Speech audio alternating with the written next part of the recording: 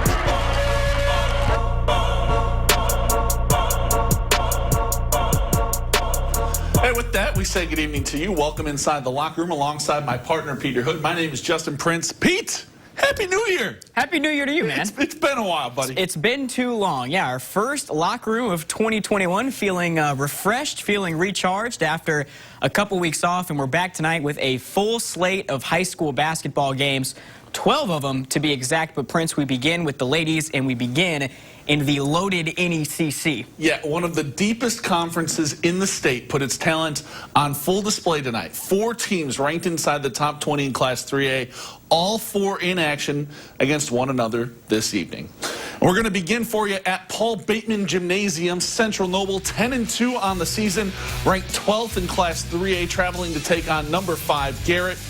The Railroaders come in with a 13-1 record. Good start for the visiting team in this one. First quarter, Bridget Gray, good from 3. Little later on, another triple try. This one is from Lydia Andrews. She gets the same result as Gray. Cougars jump out to a 12-6 lead. They couldn't miss early on, Pete. But the Railroaders, they eventually got their defense together, and offensively, this team just tough to guard. Bailey Kellum driving, dishing to Morgan Ostrowski, 2 of her team-high 17 points to go along with 13 rebounds. Taylor Gerke goes for 13, including this 3 right here, as Garrett, they win a showdown tonight in Railroader Country. 49-40, they move to 7-0 in league play. All right, so West Noble trying to keep pace with Garrett atop the NECC standings. We head to Ligonier. Hosting Lakeland tonight are the Chargers, and it's the Lakers jumping on top early in this one.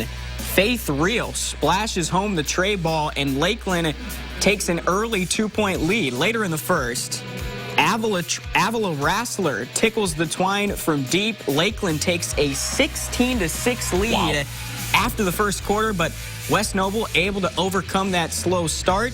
Nichelle Fairs with the bucket here as the Chargers able to come out on top in this one, 51-47. Them and Garrett still tied atop the NECC. We take you on down to Huntington now. The Vikings hosting East Noble tonight for an NE8 showdown. Start this one at tip-off. First possession for the Vikes, about as good as you can get. Caitlin Arnold gets it down low, gets the bucket, plus the foul for the early lead. Knights come right back down the other way off the down screen. It's Avon Beiswanger for 3. Basically set up the game from then on, back and forth the rest of the way. Vikings get it next. Driving kick to Grace Gross for 3, and then on the other end, the tough 2 from Bree Walmsley, stopping on a dime, getting the mid-range to go. But in the end, Huntington North, they able to squeak this one out. They win by 3. Final score, 34-31 in a shootout down in Huntington. I hope you took the under. To the SAC now, Bishop Dwenger looking to pull off the upset against 4A number 10 Carroll tonight. Saints come in with just a 4-13 record, but they hung tough in the first half, Prince. Just a 1-point game late second quarter. but that's when Carroll starts to pull away. You saw Nevaeh Jackson bang a three, and then it's Kayla Gibbs knocking down a long two from the corner, the sophomore with a team-high 18. Chargers go into the locker room up 6, and they're adding to that lead early in the third. How about another from Jackson? Carroll really pulling away now. You're going to see Emily Parrott come up with the steal and the score on the other end, plus the foul. The St. Francis commit finishing with 13 points on the night.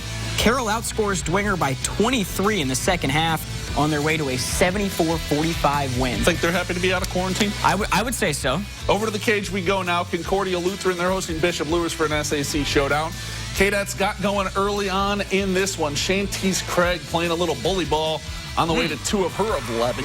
I see you with the spin, Shantice. Yeah, later on, Grace Headkey, 3-ball, corner pocket, pure, game-high 18 from her. Concordia takes an early 8-point edge. Lures, they would make a comeback. Janiah Bright to the rack, give her the hoop and the harm. She had 12, and then you're going to see Anna Parent cleaning up the miss from Bright. She's going to get the stick back to go. She added 12 points as well. The Knights back within 4 right there, but the Cadets, they come out in a tight one tonight, 55-52. Annika Nelson with a 3-pointer at the very end of the game to win it tonight for Concordia. Hard-fought game. We make our way over to Northrop. Former Bruin Destiny Jackson paying her old team a visit as Snyder Panthers take on Tiana White and the Bruins. And it's Northrop throwing the first punch in this one. Early stages of the first quarter, Jayasia Scott, no hesitation on the transition triple. Scott finishes with a team-high 17 points. Moments later, Alexa Robinson forcing the turnover. White wide open, makes the Panthers pay. 3 of her 12 on the night. Bruins race out to a 10-2 lead, but Snyder settles in after that. Jackson can't get the short jumper to go, but Samantha Kabish there on the stick back pulls the Panthers back within a half dozen. And then it's Jackson with the look-ahead pass to John A. Donahue. Strong finish, plus the foul. Bruins led this game by 1 at the half, but Snyder comes back to win 71-52.